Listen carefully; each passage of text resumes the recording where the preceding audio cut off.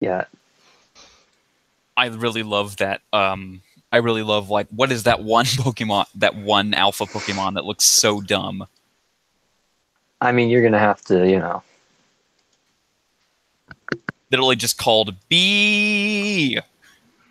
Yeah. It's a swirly SB. Hey everyone, this is episode 106 of the Toonami Escape podcast. I'm Greg Zeno. Tonight we have B-Dubs, Hello. C. Kohler, Hey guys. and Seda. Hello.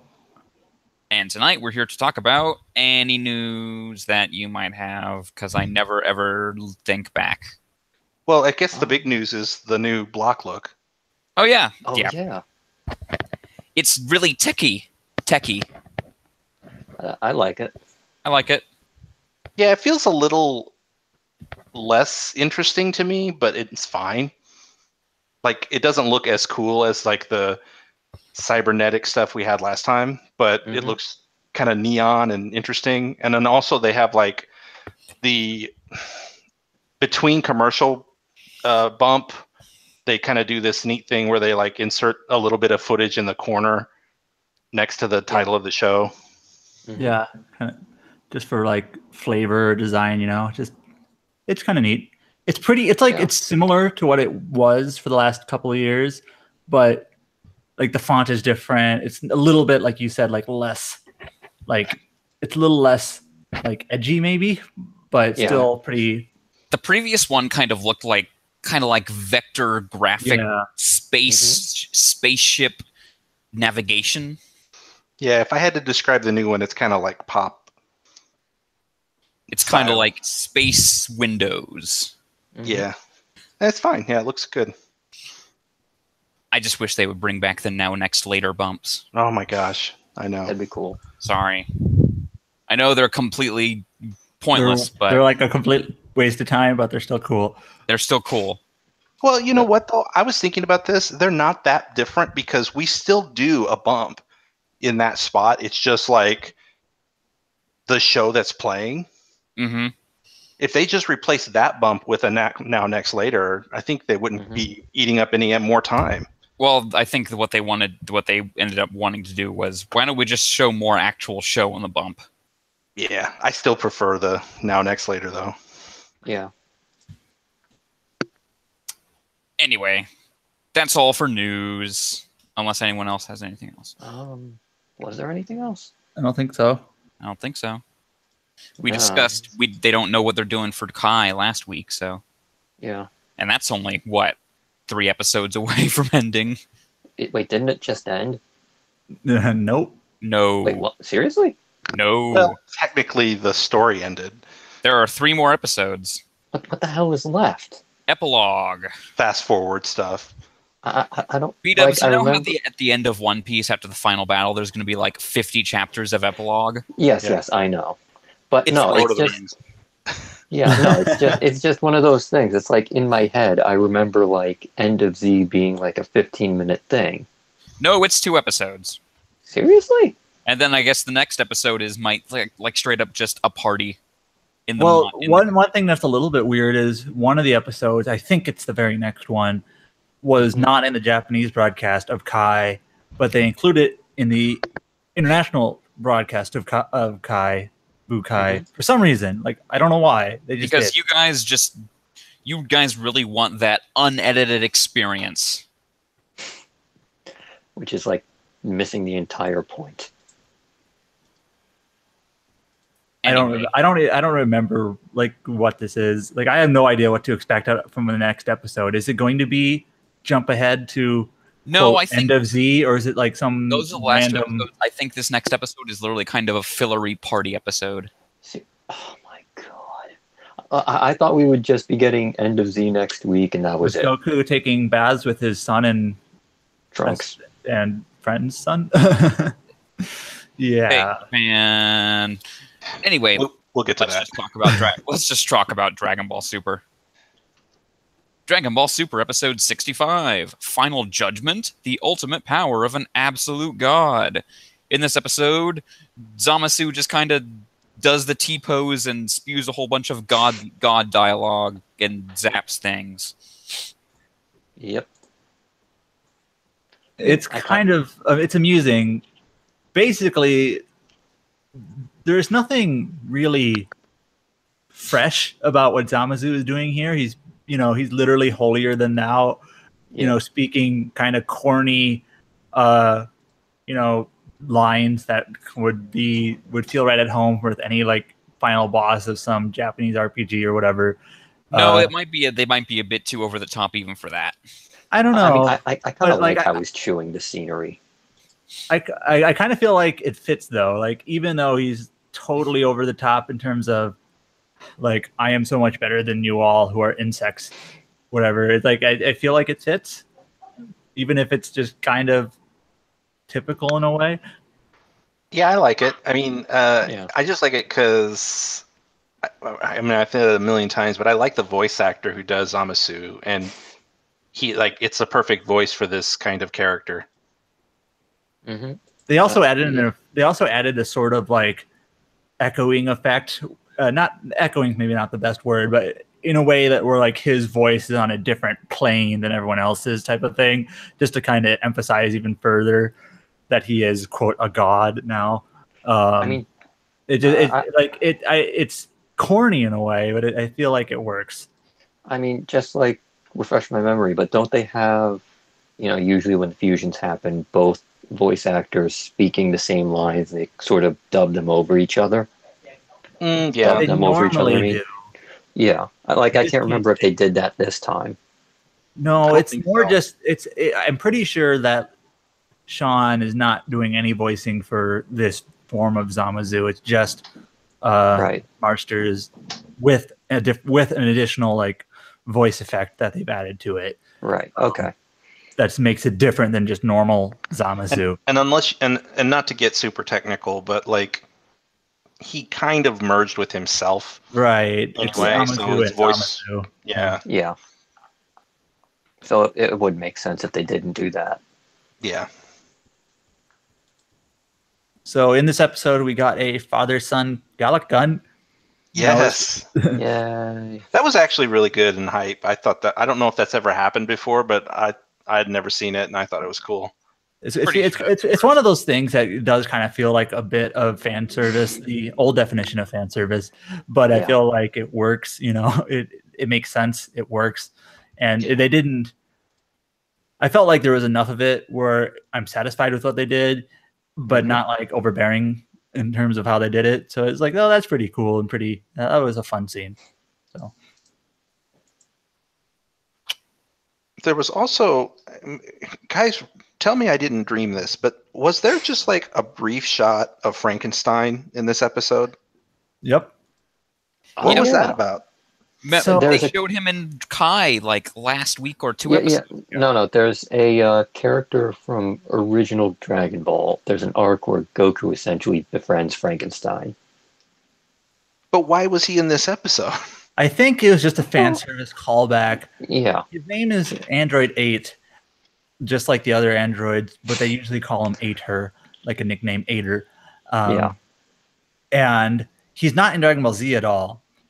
But there was that Kai episode actually 2 weeks ago, the previous episode, taking into account Memorial Day, where he also showed up as a sort of callback nod to the people who watch Dragon Ball. So it's actually kind of amusing how it lined up almost on the same night, where he showed up in Dragon Ball Super too. It's just I guess it's just a sort of thing where like he's an android, so he doesn't really age. I guess he survived somehow, and here he is. Like there's no other purpose to it other than just he is. One of the few people still left in the future, I guess. Yeah.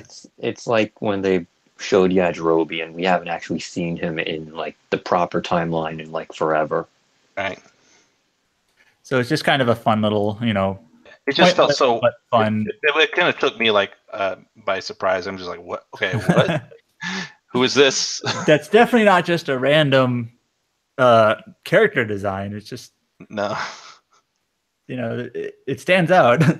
It was designed that way. So.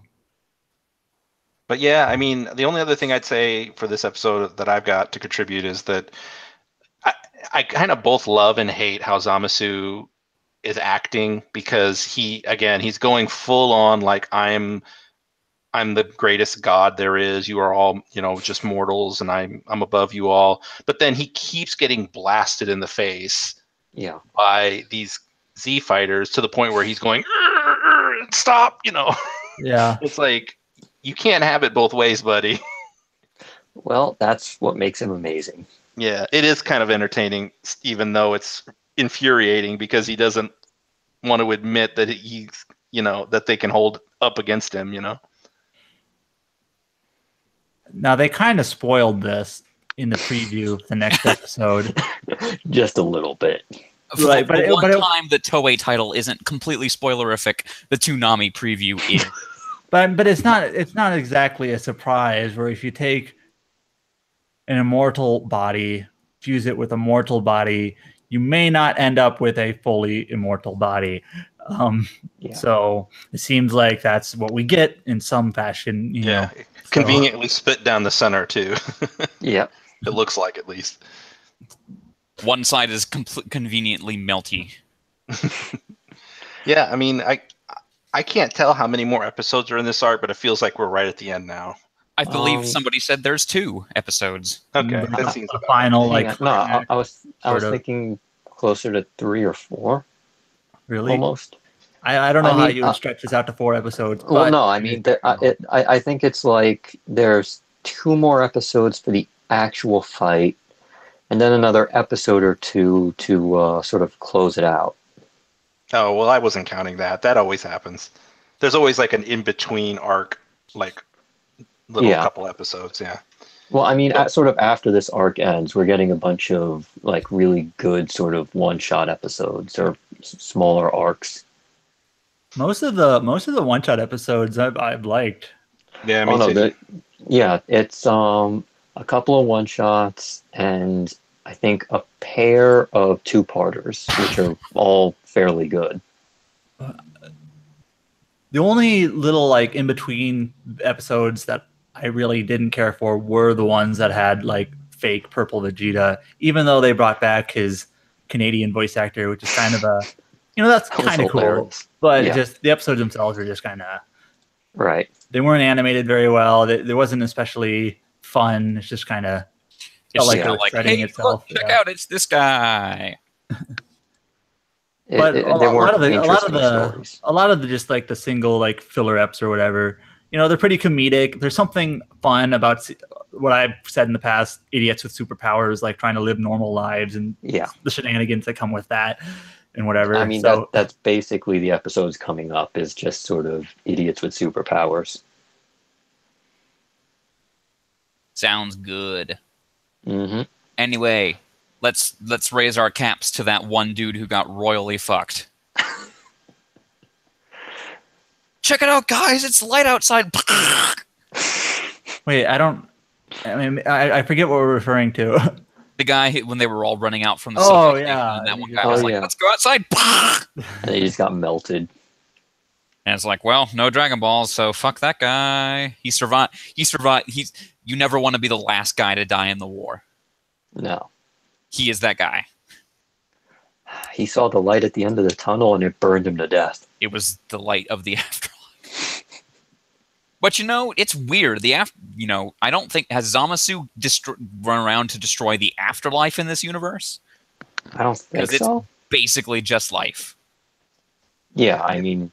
Yeah, I don't know. I mean, they haven't shown that, but they did say that they went around and killed all the Kais, which seems similar. I mean, as long as, King Yema and all of them are still there, it'll still function.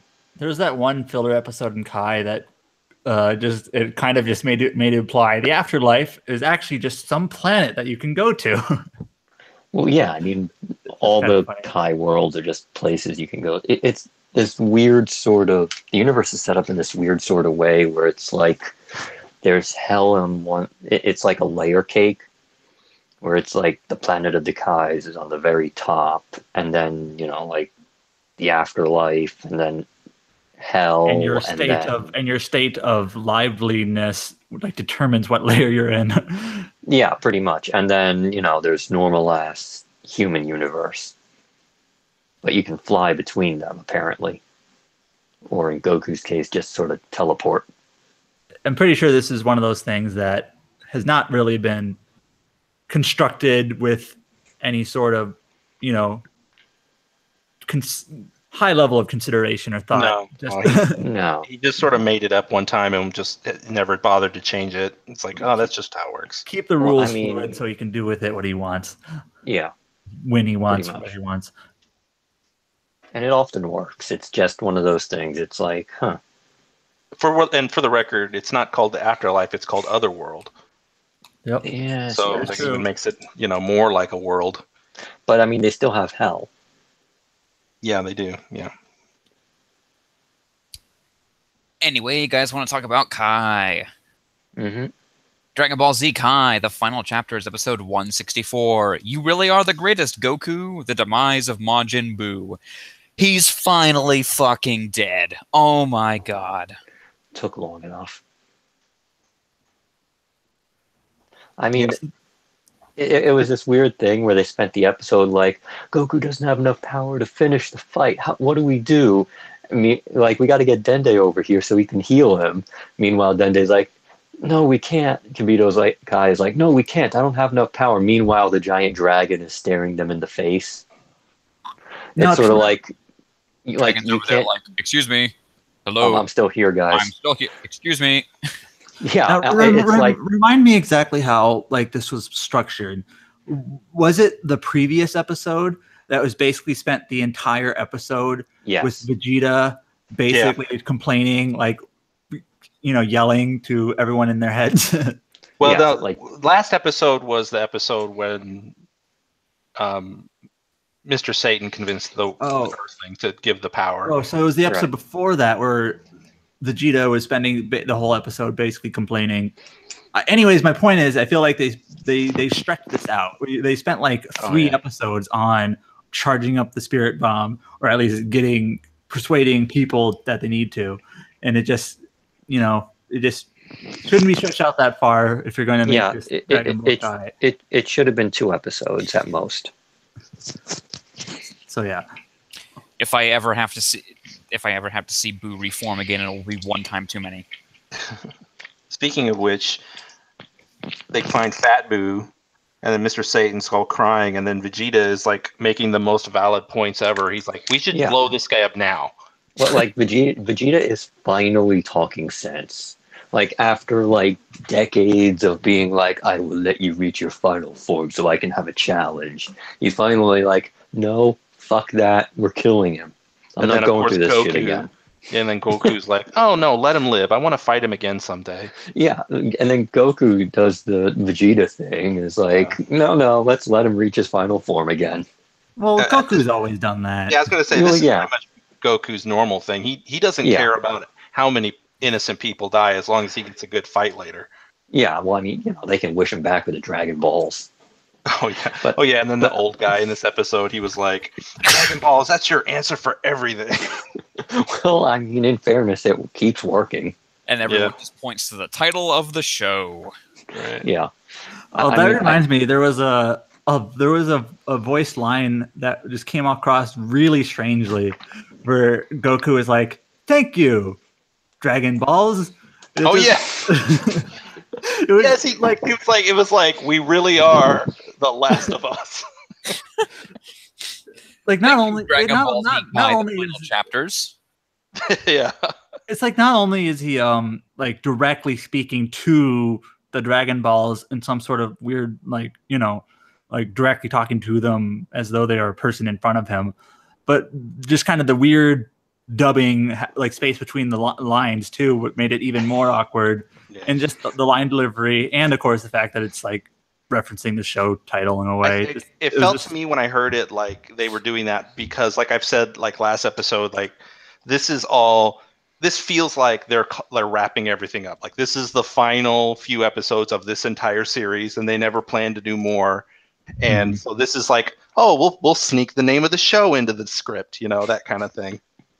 I also learned the other day, apparently in the Japanese version with Japanese voices, Goku always, like, one of his character quirks is he will say "thank you," like kind of the English in a way. rather than arigato. B-dubs, are you chewing again? I'm sorry. Like, I only come on like once every 2 months, and every time I feel like this happens. I'm Anyway. sorry. I didn't mean to. I was trying to finish dinner. I'm done. I'm done. Anyways, apparently Goku in Japanese actually does say thank you, only with, a Japanese inflection. Like the English is thank you? Yeah. Something like that. Instead of saying like arigato or anything like that. Apparently it's just a thing he does.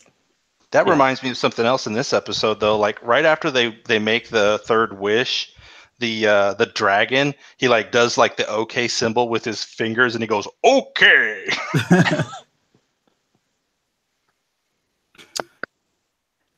Yeah, I got nothing. They finally beat him. Yay! Yay!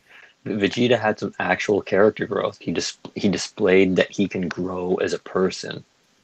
I think that, I mean, just to be, not to be too negative or anything, like I would say that I felt like I enjoyed this episode in that, like, it really did feel triumphant for the characters. We can complain and nitpick all day long about how stupid they are and how they, like, duh, they got a third wish, why don't they use it and all that stuff. But it's still, with like the music and everything, it was like, yeah, all right. Yeah, the animation was pretty good. The last couple of episodes have been pretty good. You can kind of tell they, that this is a climax of like, not even of just an arc. It's supposed to be a final sort of climax. You can tell. And so there is sort of a sense of finality there, which is cool. Anyway, Dragon Ball. Here's your Zonic moment of the day. There are still 3 episodes left of the show. How? I mean, I know 1 or 2 at this point, but well, like I kind of expected, one more just for End of Z and wrap everything, because I thought like that was a good place to sort of end. No, you don't end your 100 plus 200 plus episode series like that. You have to have like. Sure, you do. No, you don't. You have to have like the. I know going away party and everything. You don't need the going away party. They all do this, dude. It's like this is. You should expect it. This is normal. Yeah, I mean, I think 3 episodes is pushing it a little bit. 2 is acceptable. 1 may be good. It kind of all depends on how they do it. Like, but Dragon Ball does do it a little bit differently, where they do this sort of time skip. But I don't. The thing is, like, I think you mentioned this earlier. I don't quite remember exactly what all happens in this, like, time skip at the end. The time skip, I kind of remember what happens. Like, I don't remember, so I will refrain from judging the pacing until I see it. Yeah, like from the events that I remember from the time skip, it should be like an episode at like the very most. I can't really imagine how they drag it out to 2. I'm refraining. Yeah, we'll see. We'll see. We'll see. In 2 weeks. Anyway, My Hero Academia. My Hero Academia episode 4, Start Line. In this episode, start. Line. It said start. Yeah. Deku punched the big one, and apparently for some reason it's worth no points, and he fails. Only twist, he didn't, because obviously, he didn't. I mean, that's kind of the point, though. Like, they're testing, like, their morals. Yeah. They're not testing just your skill set and how well you fill a rubric. They're testing your character, and that's how they do it. I know, but at the same of like having some random like I'm lost little girl in the middle of the test, and it's like, let's see who actually helps. Yeah. This is also, again, I was thinking about this after people were talking about it. It's like, if they had to keep it a secret, because then people would just game it. If people knew that you could get rescue points, then they would only be doing that. Yeah. And then you wouldn't get a fair judge of their character. And like Ida, for example, the guy with the engine is his legs, like he didn't get hardly any rescue points. Yeah. Bakugo got none. Yeah. I will say, though, at the same time, like, the big twist and, like, the reveal that, we were also judging your character kind of fell flat if only because we knew the twist was coming. And it wasn't. It was well. They unfortunately, and I don't know how it was in the manga, but they definitely laid it on way too thick with the hinting. With Ida sitting there going, I wonder if there were other factors, and it's like, I mean, even without that stuff, it's kind of like blatantly obvious. I don't think we needed that, like, long time skip and him despairing and her offering to give him the points and stuff. Like, they could have revealed it then and there. Here's the thing, though. I think we all know that Deku's going to pass. Yeah. Like, there's no way the show would continue if he wasn't. Like, nope, show's over. 4 episodes. The title of the show. Yeah. So I don't think it was. I just think I don't think the show is sacrificing anything or very little because it's an outcome. We know the ultimate. We know what's going to happen in terms of what the final. We know he's going to pass, but in terms of how exactly it works, I think it was executed pretty well. In terms of I know this is going to sound really, really stupid, but when I took my PhD qualifier exam, it's one of those things where most people pass. Yeah. But I remember taking that exam, and we didn't get our results back for a whole month. Right. That whole month, like, even though most people pass, I'm going through a million different scenarios in my head. What do I do if I don't know pass? what you mean. Do I have to move back home? Do I have to get a job somewhere? Do I have to move out of Atlanta? Yeah. I have to pay this debt back because I no longer have my stipend. What am I going to do? What am I going to do? What if I have a twin brother? What if he passes and I didn't? Can I still live here? Maybe I can get a job here while he goes to school here? This whole second half of this episode is basically playing on that fear. Yeah. But at the same a waiting period. I think it said, like, it's been 3 weeks. Yeah, but I will say at the same time, it did feel a bit like needless melodrama because as viewers, we know that this was going to happen. I felt like I really connected to him sitting at that desk with that letter unopened because I got my acceptance letter in the same way. I'll be difficult. I get that. It's just that they laid it on way too thick for my taste. I will say that I'll meet you guys in the middle because I agree with both of you. On one hand, I'm with you, Seda, that, like, it's all reasonable. You don't get test results right away, and there's that waiting period. Unless it's like the GRE, then they literally give it to you the instant you're done with the test. But in this case, they don't. And of course, Deku didn't know about the secret points, so he had every reason to be concerned. I also agree with B-Dubs that, like, it was too telegraphed. Like, it was obvious he wasn't going to pass, or that he was going to pass. It was so obvious. The only thing that really took me by surprise when I first saw the episode was I didn't understand how they were going to do it. And I like the idea of the rescue points because there is this hidden motive for the school to keep it a secret. Whereas I just assumed originally that they were just going to be like, oh, by the way, we lied. You get points for that big thing. Which they didn't do that, and I'm glad. And of course, the big thing the big thing is there to create the rescue point situation because, one, it's huge. Yeah. Like, maybe a handful of students there could potentially take that thing out. Number 2, it's going to create a situation where someone's going to need to be saved. Yeah.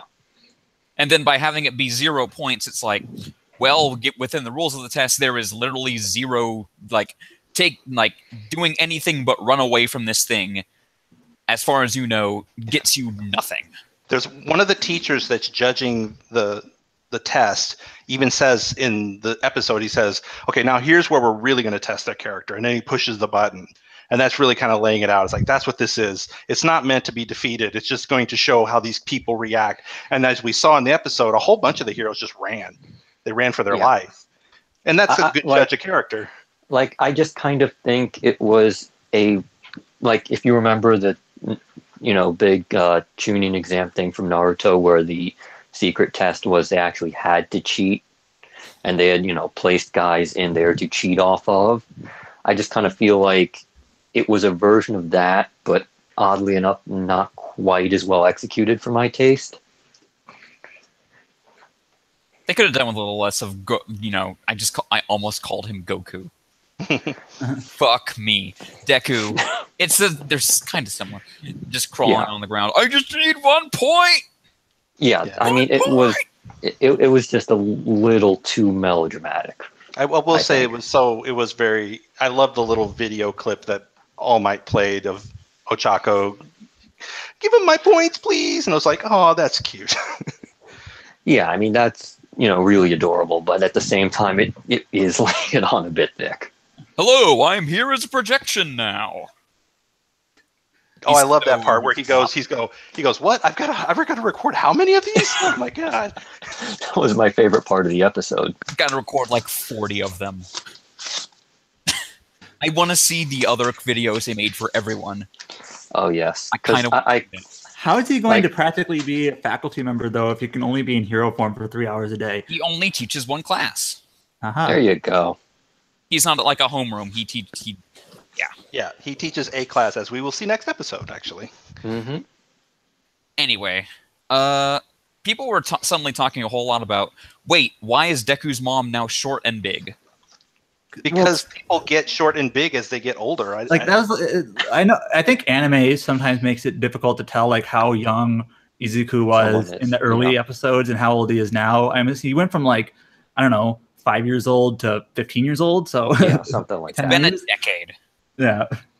So his mom got older. I mean, like, look, I'm not saying that people's theories of like, oh, well, she was always worried about him, so she kind of lost track of her weight, and maybe that's true, but it's also just possible that she just got older, and a lot of people just gain weight when they get older. They don't burn off the calories as easily. Yeah, and also she was still freaking adorable. Like she's crawling around on the ground, like, oh, I got your letter, I got your letter.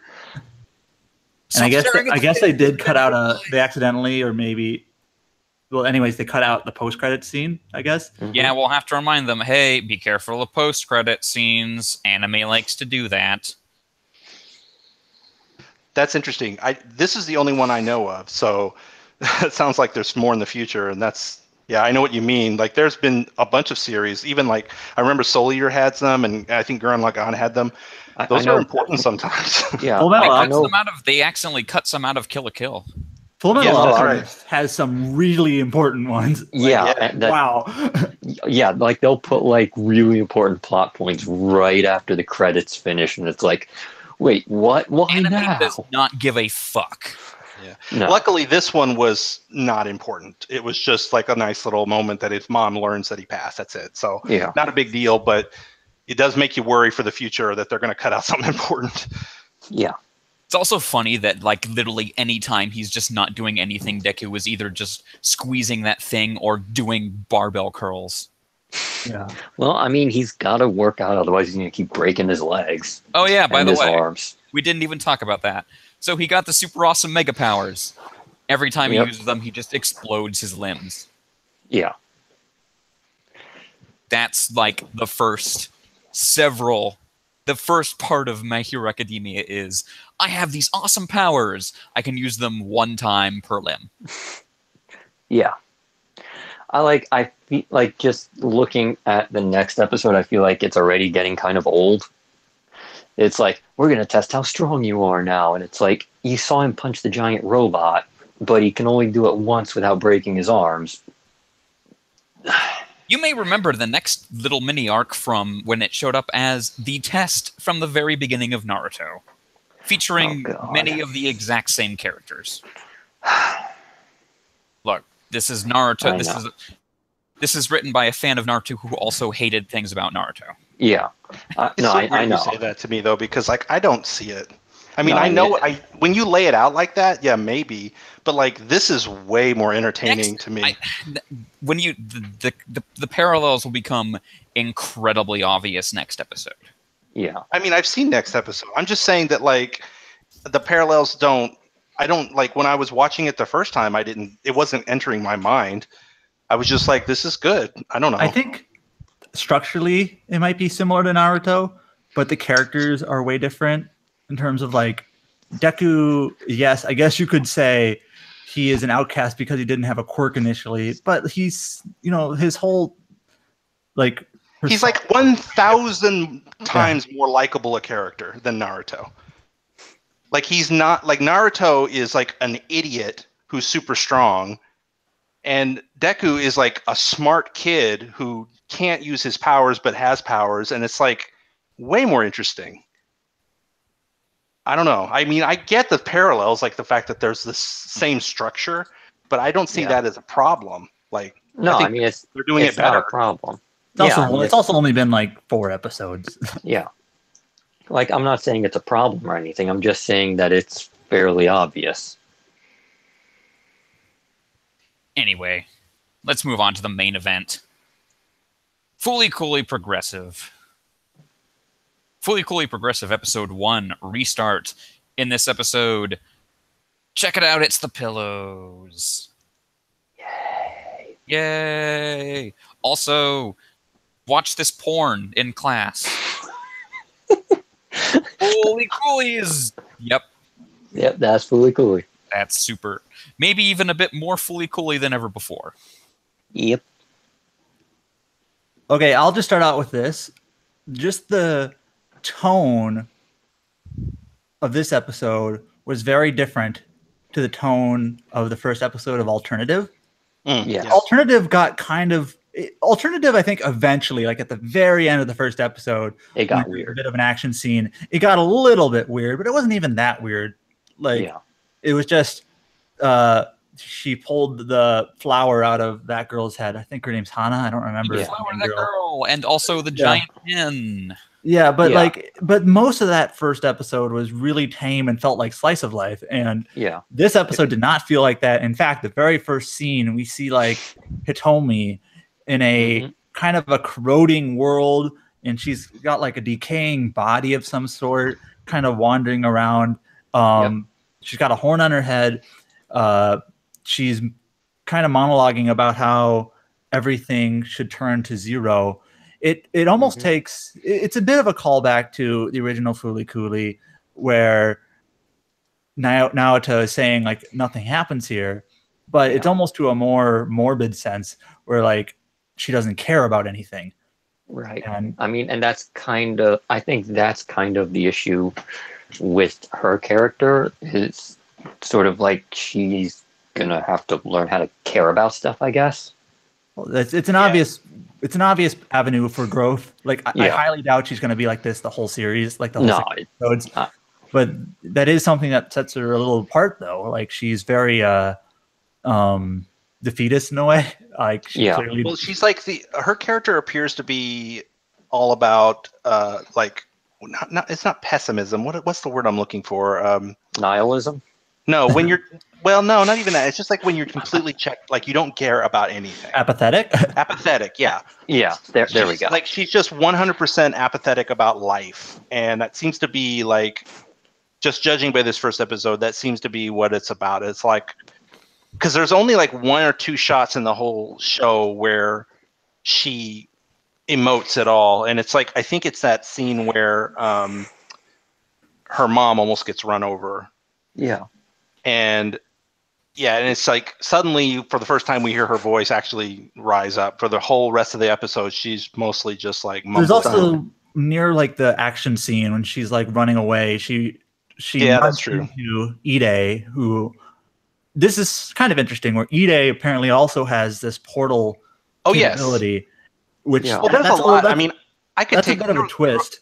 There were a lot of things that you can already tell are going on without having it had been explained yet. Like clearly, Ide has met Raharu before, because when because of the Band-Aid, and also because of the scene where she is testing the students to see if they have like NO potential, I suppose is what's happening in this scene. She's showing them porn to see if they react. And of course, Hitomi is like the worst. She does not react to anything.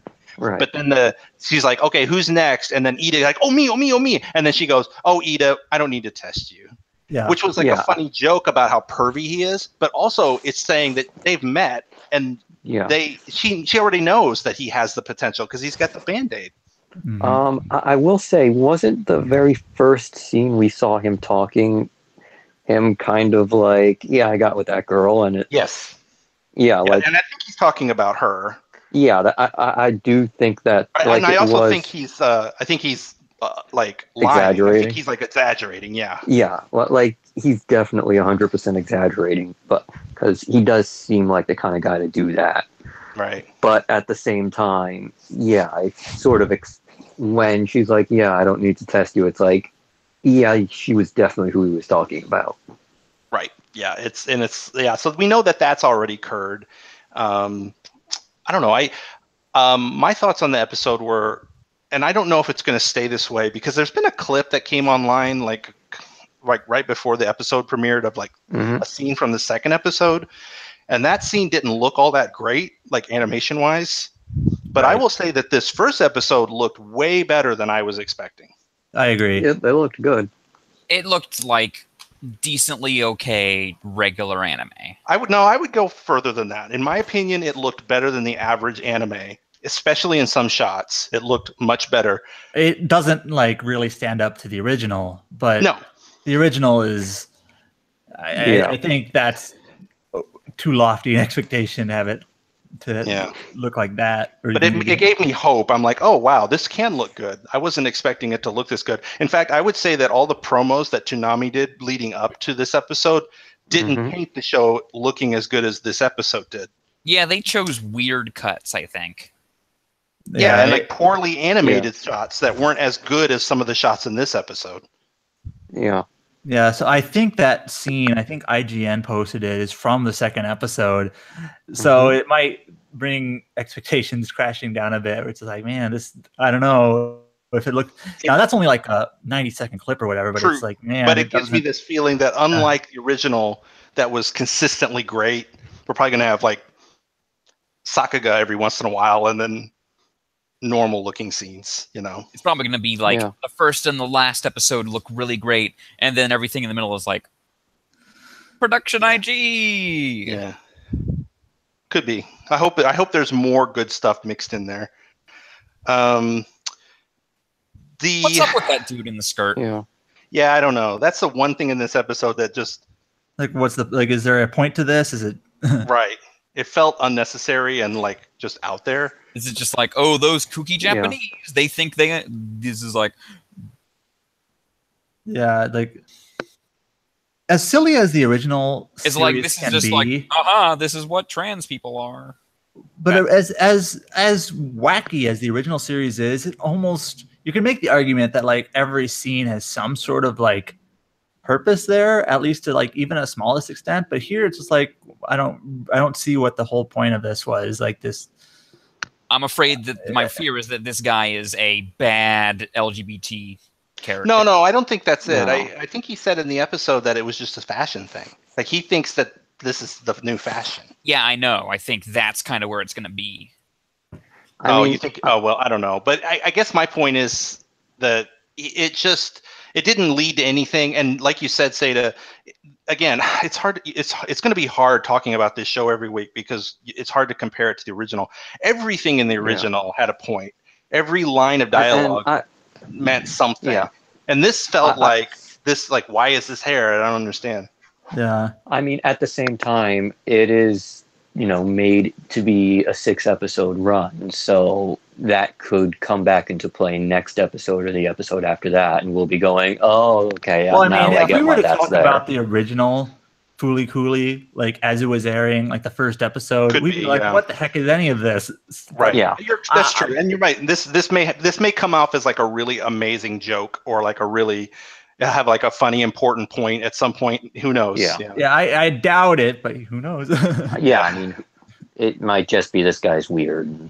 It's an awkward scene, but something I want to say too is there was some online and even I think in our thread conjecture that the mom of Hidomi might have been Mamimi from the previous series. I don't believe that's the case. She's at least what they're gonna do is they're gonna really like.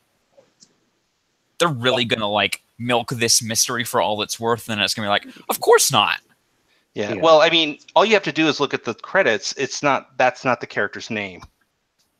So, I actually had it. I've lost it now. I had it pulled up. I think it's Hane.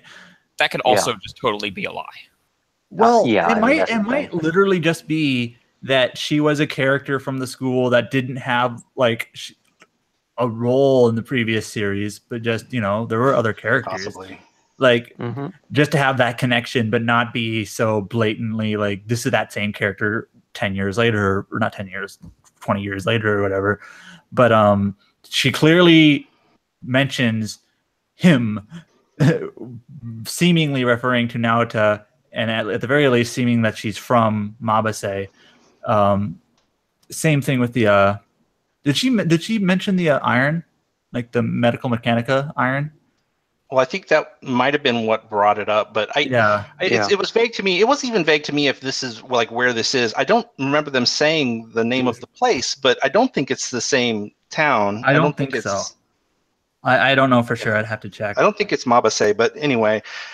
Also, I think we skimmed over it at the beginning too. That first scene, I think that's like a flash forward or something. Yeah, like because it's clearly showing what is supposed to happen at the end, which is what we saw at the end of Fully Cooley. So, surprise! It's a flashback.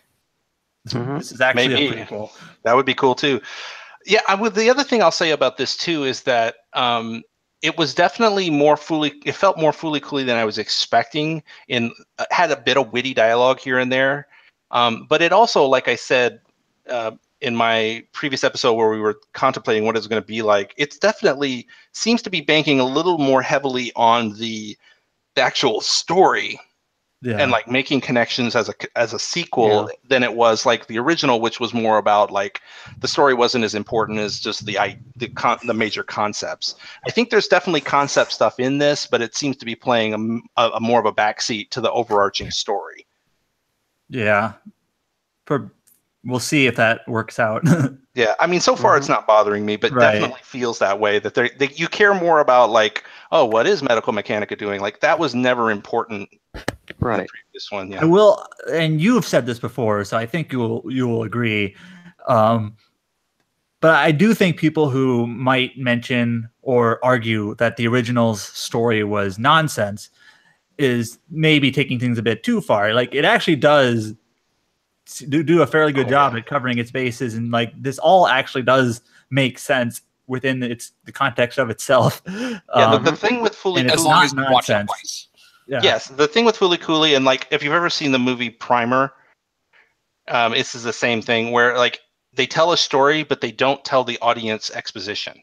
Yes. Right. So the idea is that you're just learning it, like the character's learning it, and so you can't make sense of it, and you have to watch it multiple times to understand things because you have to know certain pieces of information in advance.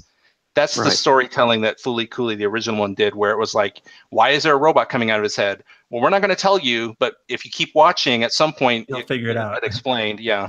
Mm-hmm. Now, the last thing I think we should worth mentioning is that we have another character who seems to be in the same vein as Haruko/Rahuru, and her name is Jinyu. She drives this old vintage car. I don't know the model, but yeah. If Rahuru, by the way, Haruko is Rahuru. They call her Rahuru in this because that was also the name, her original name apparently in the original, but they never called her that. But anyway, whatever. Well, Amuro did. Amuro knew her original name was Rahuru, right? Right. Anyway, Rahuru. If I had to take a guess, the alien species that Rahuru is, I get the impression that this Jinyu is the same. Yes. Like, there's so much similarities there in the rock guitar as a weapon, having some crazy vehicle that can do flips and land anywhere. You know, like they appear to come from the same planet. Right. Now, and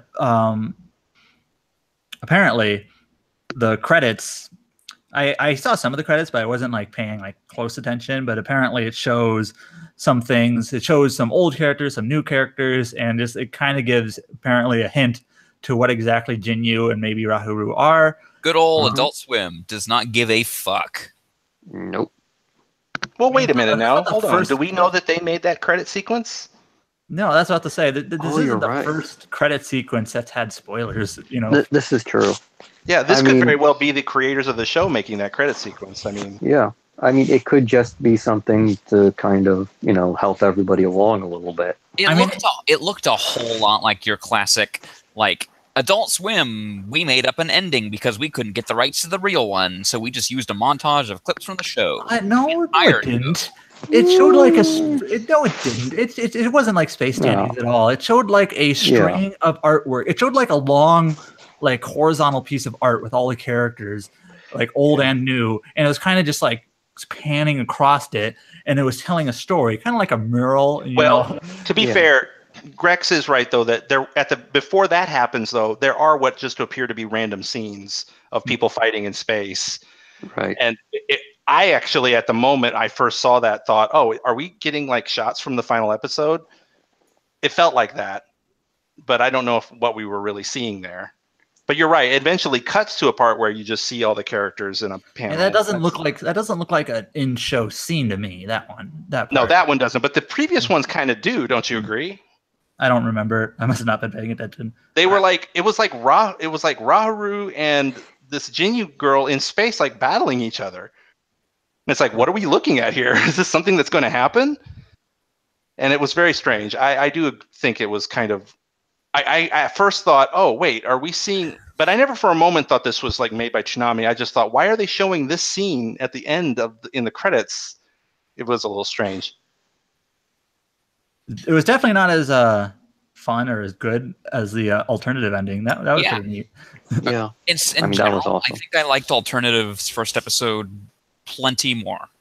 Mostly because since Progressive is clearly just sticking, it's the one that's sticking really close to like regular Fooly Cooly and being like the source check material. it out, it's Fooly Cooly 2. I do think Here's all the left characters you remember. Here's all the one- beats. We put in the thing. The character gets hit by a vehicle. I do think it left enough wiggle room to be different, though.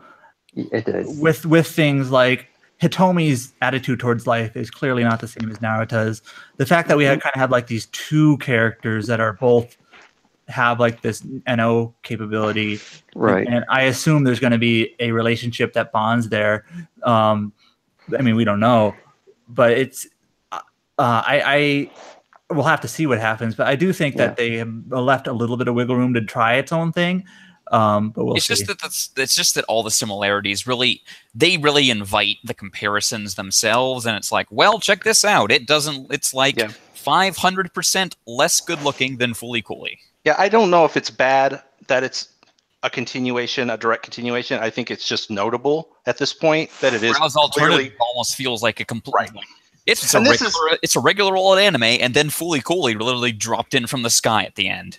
Right, and it may not even have that much more to it than that. I mean, we don't know yet, but all we do have to go on is what they've said in the past, that this is really playing out exactly like they said. They said, and by them I mean like DeMarco and stuff. We're saying that like Alternative is just a completely like a completely different take on this idea, and that this one is pretty much more of the same, and that seems to be playing out pretty accurately.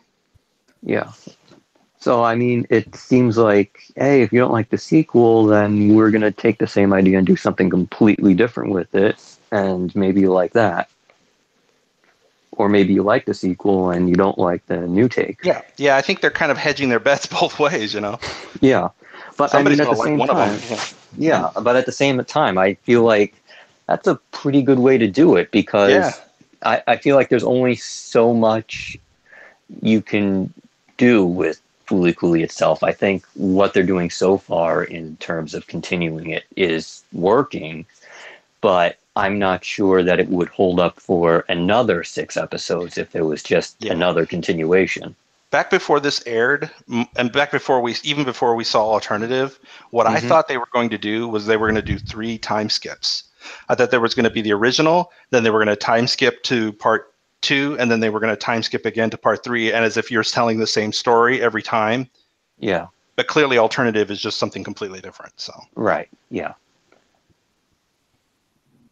Anyway, that was Fooly Cooly. You guys want to talk about JoJo? No. Well, fuck you. We're talking about JoJo. Aww. JoJo's Bizarre Adventure episode. Stardust Crusaders Battle in Egypt, episode 38, The Guardian of Hell, Pet Shop, part 1. So many commas and colons. Anyway, this fight's amazing. I know this is like, I sound like a broken record, but this show just continues to get like more and more bizarre. Like, it's good, but like at the same time, it's like from week to week, I can never know what to expect. And I wasn't expecting an episode. We spent an entire episode with a voiced Iggy battling a bird. Mm-hmm. who sounds like a New York cab driver.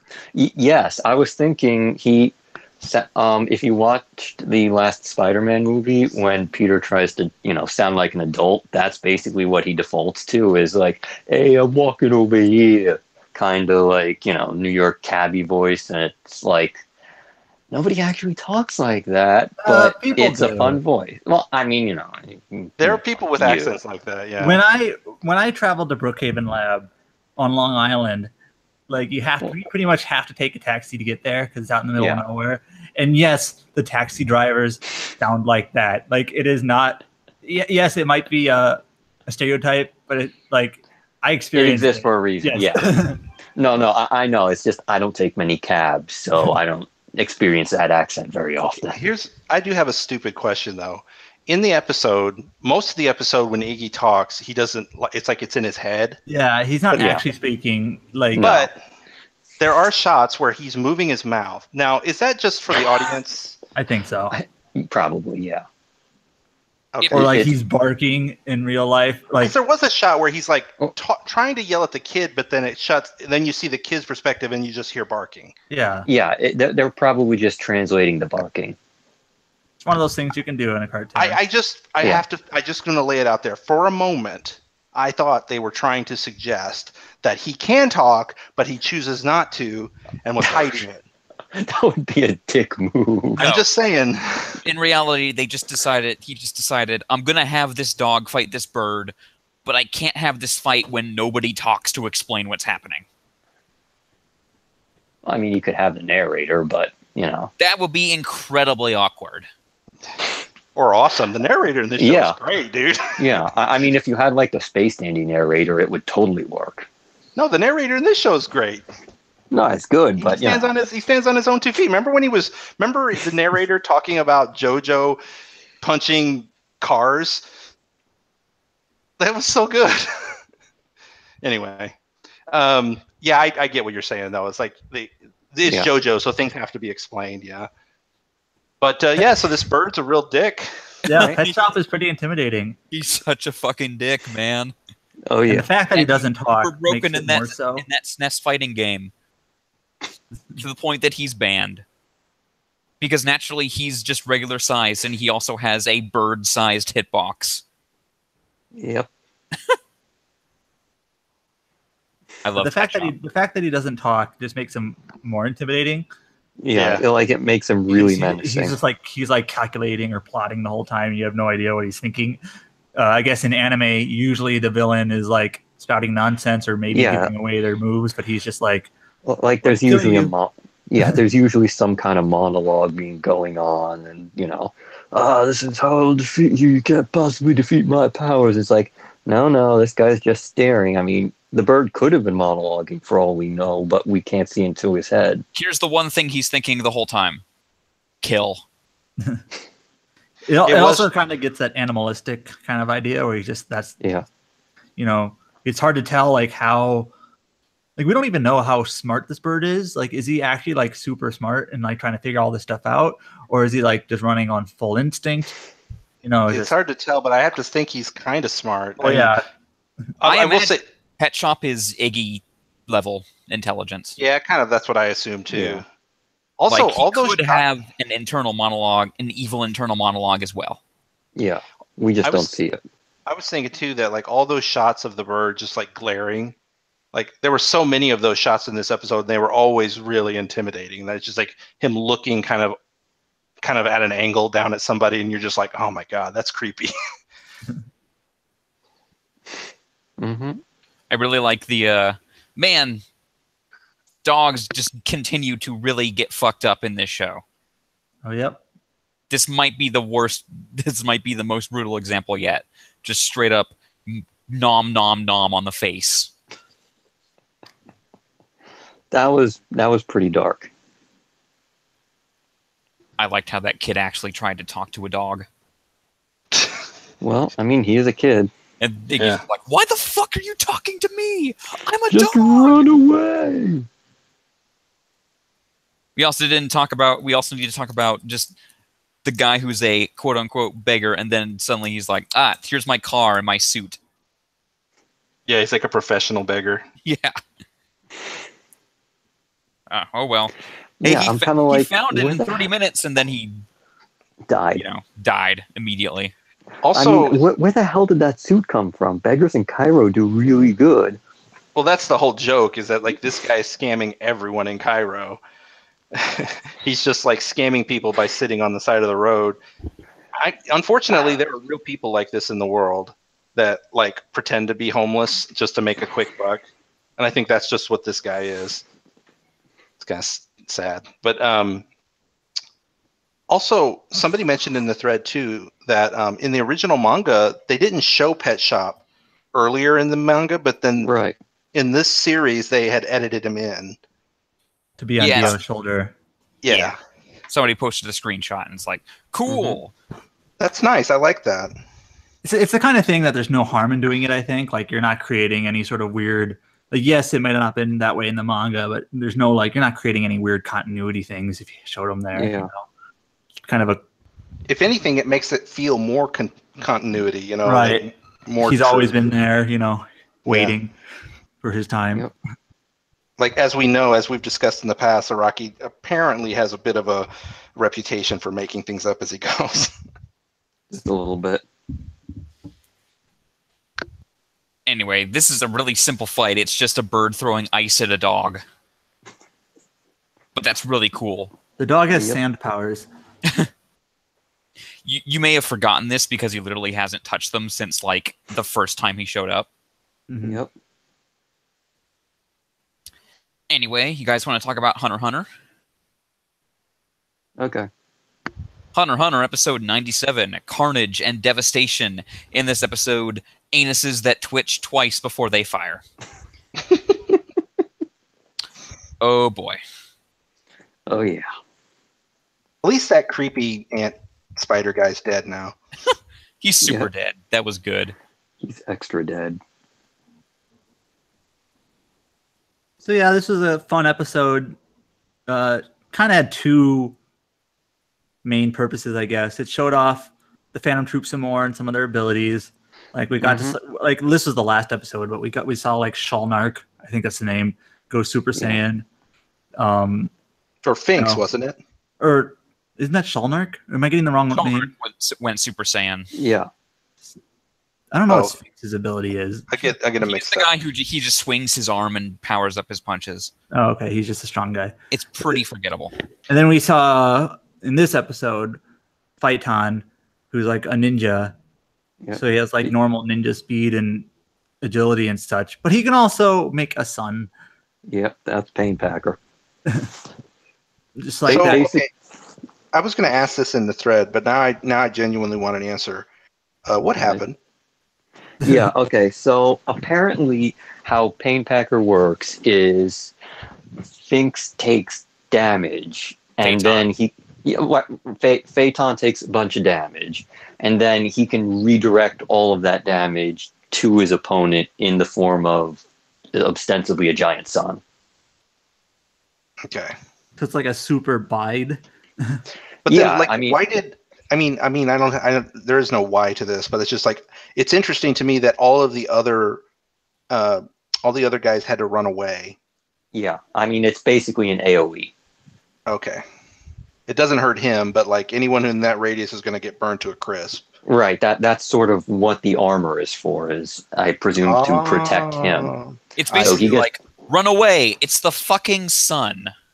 Yeah, pretty much. I think it's like a combination of how angry he is and how much damage he's been dealt. Like some kind of weird math equation is probably there.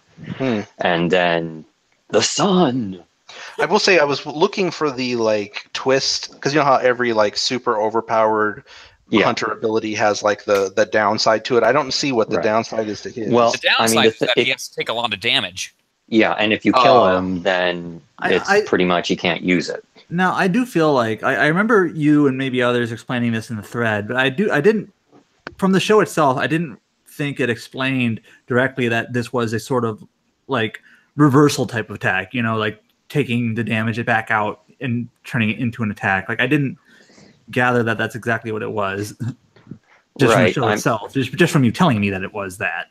Yeah, I mean, I think part of the issue with this one is that they might have cut out some of the narration that explained how it worked. Is this one of those manga panels that would have like a ton of text? Yeah, probably.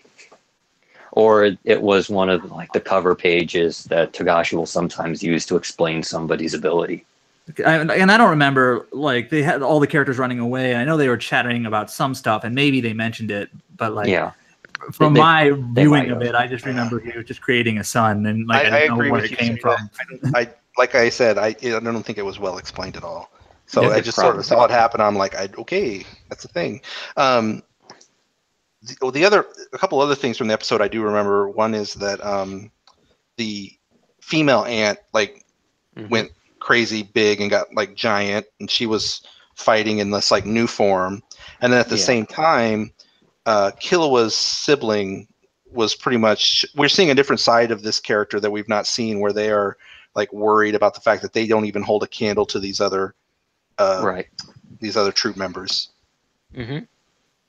What's his? It's a guy, right? Or yeah. I mean, I think the show is being ambiguous, but I think Right. people on this podcast and in the thread have said as much. Yeah, I'm pretty sure it's a guy. I mean, how does this person refer to themselves? Is obvious, you know. Okay. Yeah. I mean, it's one of those things where Togashi really likes his androgynous characters. What's his name? Like Kalata or something? Kalito. Yeah. But yeah, it makes me wonder what they're going to do with this character kind of on the side. 'Cause, you know, they're Zoldyck, so they're supposed to be a skilled assassin, even though they're young, like younger than Killua even. So what does that make him, like 13 or something? Yes, something like that, I guess. Well, actually, Killua are they like 12 or 14? I don't know. How old is Killua and Gon? I was thinking like 15. I feel like Kaluto has to be older. Wait, I thought he was I don't know. he was a younger sibling, but I might No, we haven't met the younger sibling yet, I think. Oh, Killua was like the second youngest.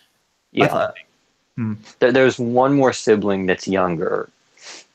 Anyways, this sibling seems pretty young. I don't know if they're the same age as Killua or slightly older or slightly younger. But anyways, it does make me wonder if they're going to do anything with this character, because this is sort of a character moment where they're realizing this. It's like, well, why are they showing this character, and why did they introduce this character to this group now? So I kind of wonder what they're going to do with them in the future. Although I know in terms of like story stuff, we don't have a whole lot besides the Chimera Ant arc here that's actually written.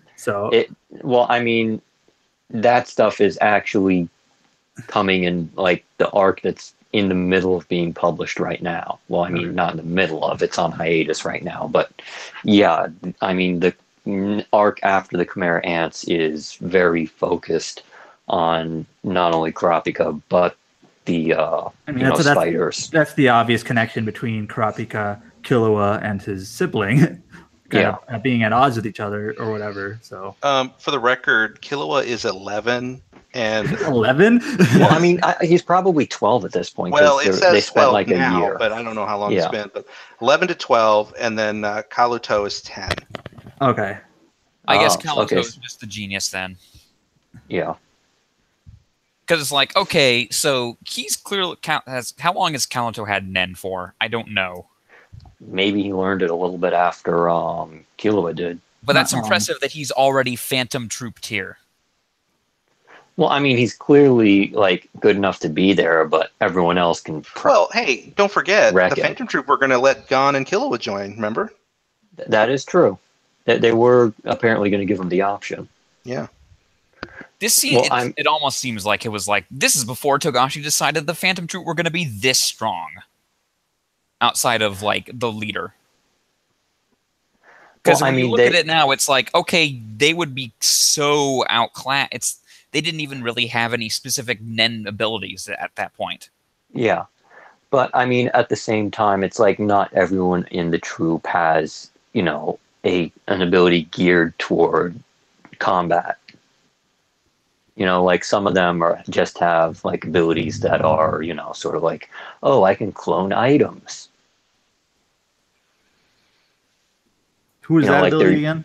The hair dude. The hair dude. Yeah, like some of them just sort of have abilities that are useful. I don't think the troop is like based entirely on strength, because you have that healing lady too. I thought Shizuku's fight in this episode was pretty entertaining. She got to kill the spider. Yeah. that we all Yeah. hate. Oh, thank God he's Spider dead. Ant. Not Yeah. But yeah, I don't know. I thought she used her power pretty smart, and yeah, that's And good. he didn't. And if this is like, in a sense, the low point of fan service in this show, after what, That's 100 fine. episodes, that's a pretty good batting average. Yeah. Yeah. So I mean that. I mean, it actually made sense. I mean, like, he had sticky web stuff, and to get out, she had to take off her clothes. So, but I I also don't feel know. like it didn't overindulge too much. Like a little bit, sure, but like yeah, this show has been pretty good about all that for almost 100 episodes here. So it's like, yeah, okay, I will give I you actually this. feel like that female ant was more, Yeah. Fan servicey, yeah. It's just like, how did you end up like that? I also, this You're is an kind ant. of a small thing, but I kind of liked the line when she's got her clothes all torn up. She like put back on her sweater, but it's all torn up, and like Right. just kind of without missing a beat, one of the other ants was just like, "New look," like that was it, and that was just great. Like I wonder what he said in Japanese, yeah. but like he was like unfazed by it, like, "Whoa, what happened to you?" Like, no, he's just like, "New look," what's up with that? Anyway, this has been a brief detour to the Phantom Troop world. Time to go back to the real story. Oh yeah. They're Gon and Killua are breaking into North Korea now. Yep. Nobody told. No, I guess the summit's off. Yep. No more summit. Boone is, he's calling everybody into the capital because he's controlled by the Khmer ants. They're going to set up a Burger King to lure in. I will say that I am looking forward to sort of the reactions for the rest of the arc, because it does go in a very interesting direction that I think most people aren't going to see coming. Also, do you like Namek will explode in 5 minutes? Yeah, there is a huge Boy. there's a huge time expansion. Anyway, Black Clover episode 24, Blackout. I like the thing that Metatron said is basically like nobody's even like putting descriptions for these episodes in Wikipedia anymore. Yeah. Nobody fucking cares. Mm-hmm. And neither do I. Nope.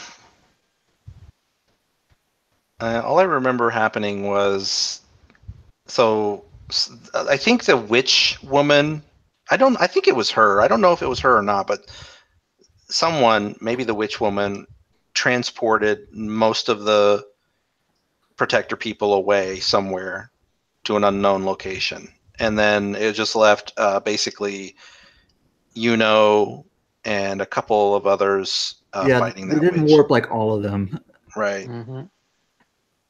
And then you just to finish up, Yuno's special little fairy appeared again, and then like protected him with like whirlwind power, basically.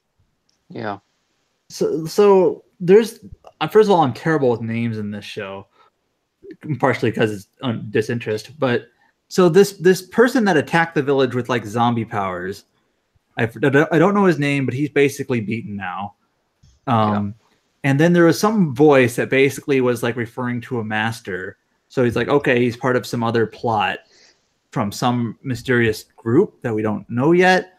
And then this witch woman, like, it's not immediately obvious she's in league, but she probably is. And so yeah, they're all warped away. Like that was the actual plan, was to like collect people and like these mage knights in certain locations and have them warped away. And we don't know. She was also siphoning people's magic out of them, yeah, to get younger or whatever. Oh yeah. So like that, I don't know if she's like working alongside this larger plot with this group, and that's just kind of a thing she does while she's at it. The animation in this episode is terrible yet again. What else is new? It's been like what, 2 months of bad episodes? Yeah, it's animation wise. It's consistently bad. Like check this out. Was dodging this magic by us dragging his character across the screen physically with a mouse. Yeah, the witch was shooting like purple orbs of magic or whatever, and it just It looks so It was cheap. so bad. She's this terrible character we've seen a million times before where it's like, I get young by stealing other people's youth. Don't call me a hag. Yeah, don't call me old or I'll get mad. The one thing I remember the most about this episode, though, is that after they get transported to who knows where, like there's a bunch of them standing around, and then we get two characters with the worst voices Oh God. ever. And it's so bad, I made a clip of it, so I'm going to play that now. Oh, God. Here you go. Everybody be quiet. Oh heavens, where are we? I would estimate that we're at least a few hundred kilometers from the royal capital, judging by the terrain here. Oh God. That second one was just. Oh God. Talk about phoning it in, right?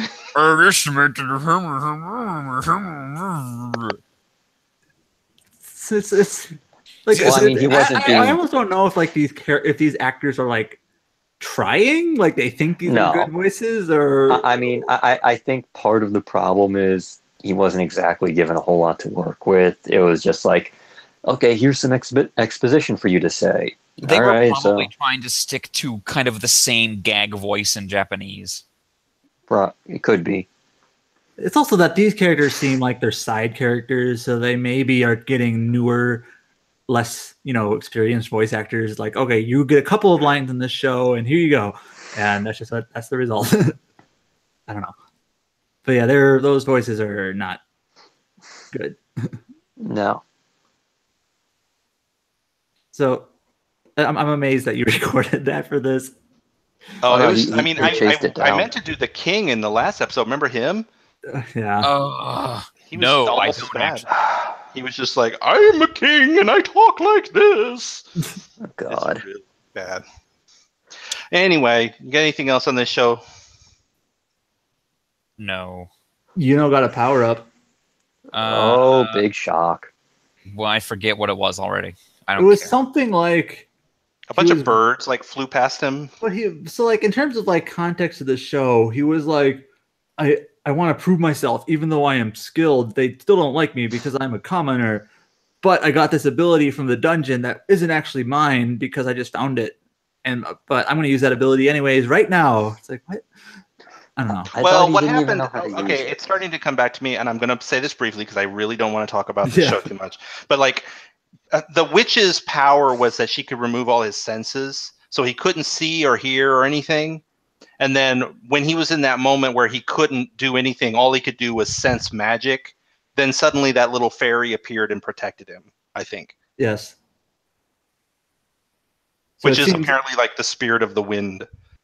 It seems like what they're going with is I'm not saying how well executed this is or not. It's just this power that he got is apparently something he didn't have control over, and maybe after this whole ordeal he'll have control over it, type of thing. So he'll be stronger and better. I can't remember what he did. I think he just had like more wind power. More wind! Yes. He probably blew her away. More! That's what you get for fighting on a broomstick. Look, my wind is a dragon. Yep. Yep. Speaking of shows about people turning elements into dragons, Naruto Shippuden. Naruto Shippuden episode 204, Power of the Five Kage. Alright. In this episode, Mizukage can shoot lava that doesn't melt anything. At all. Well, it melts like into solid rock. As, like, It's barrier. magma power. It's a she got magma power. But she also has another special ability, Yeah. which is missed. I really liked this episode. And I think the reason is because I liked seeing all of these Kage like show off their abilities. And just wreck Sasuke. Yeah. And it's like and also like not just them too, but like even their like subordinates showing off some of their abilities. Like apparently the fat guy can eat anything, I guess. Oh yeah, And he's just like bleh. Yeah, like pukes out rocks and stuff. And then there was the like the nerd guy. He had like a weird ability. I don't know. It was really cool. And like, even the annoying little short red nosed guy has like he has like Atomic. it's like an atomic jutsu. Yeah. And I'm I will He's rid of, disintegrate like, you on the particle-style molecular level. nuclear annihilation. Yeah, and I'm like, And it's that's like, what actually the fuck? that's pretty cool. I mean, that's basically like the most OP power we've seen yet. I Right, think, and I I know think it when you didn't have- work, but I- it looked like it did. I think It should have. in Naruto Shippuden, a lot of times we're so centralized on like Sasuke or Naruto that seeing other characters doing other things, even in just this way, is at least a little bit interesting. Yeah. Especially when it's targeted against Sasuke. Yeah. So- I mean, who does? We I all mean, want to see everybody. Sasuke get hurt. Yeah, everybody hates Sasuke, so seeing him get fucked it feels good.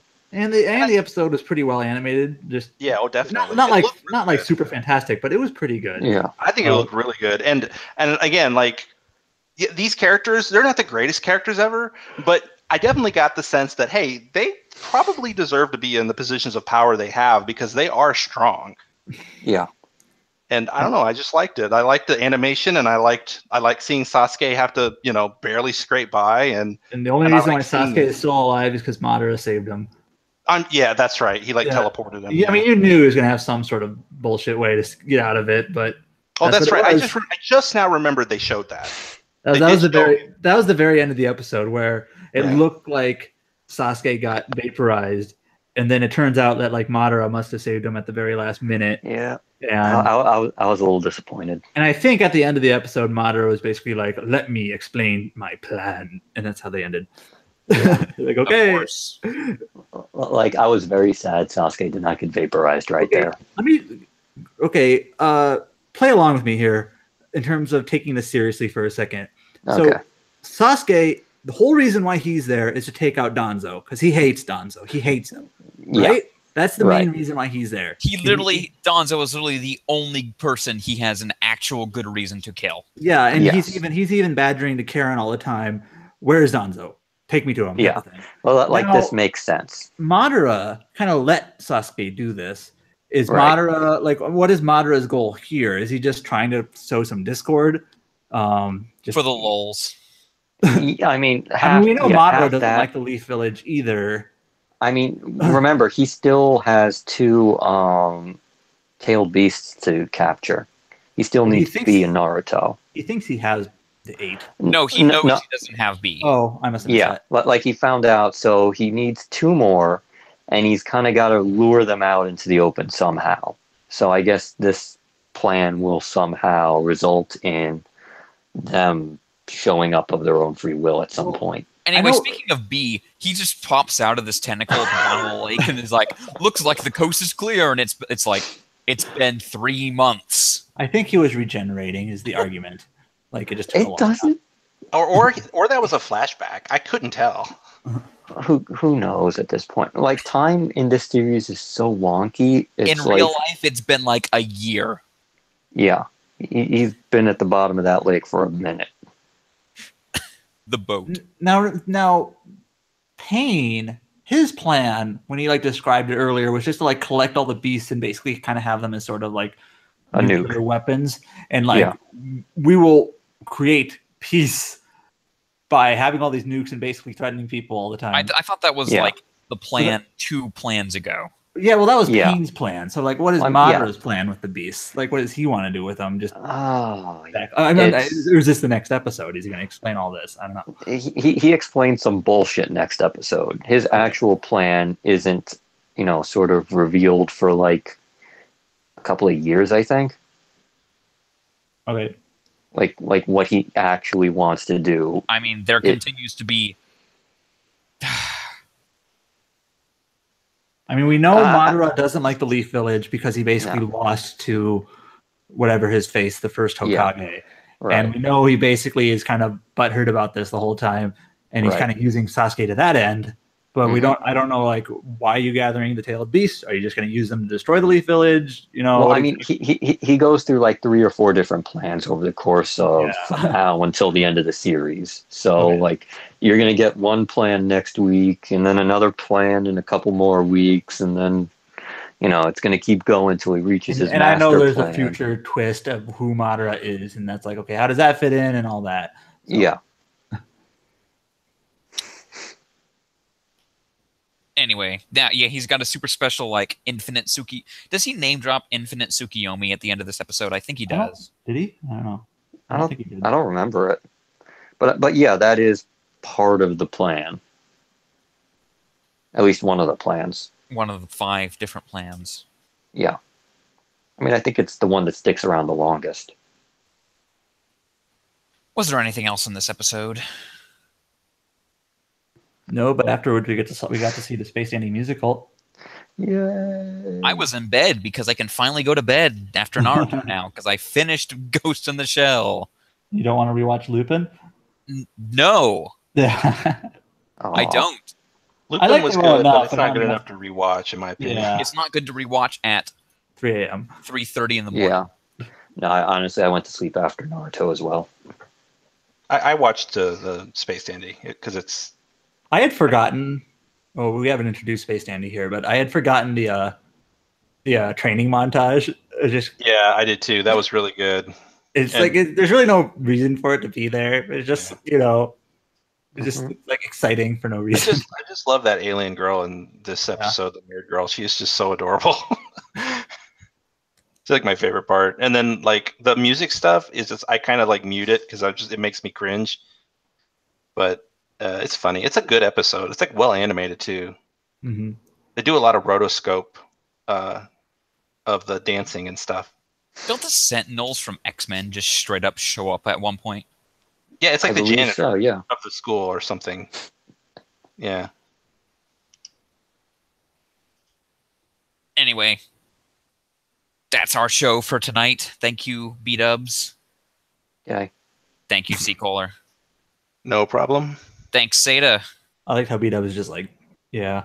Yeah. I don't know what to say. Are you here every week, B Dubs? Pretty much. Cool. I might not be here for a couple of weeks in the fall, though. I gotta see my class schedule. We'll figure it out. Yeah. Enjoy E3, Seda. Have fun. I'm Enjoy jealous. being basically smothered in a human crush. Give me leaks. Seda doesn't have leaks. Okay, I guess I should be the one having leaks at this point, but I don't. Anyway, we'll see you guys next week for episode 107. Good night, everyone. Mm-hmm.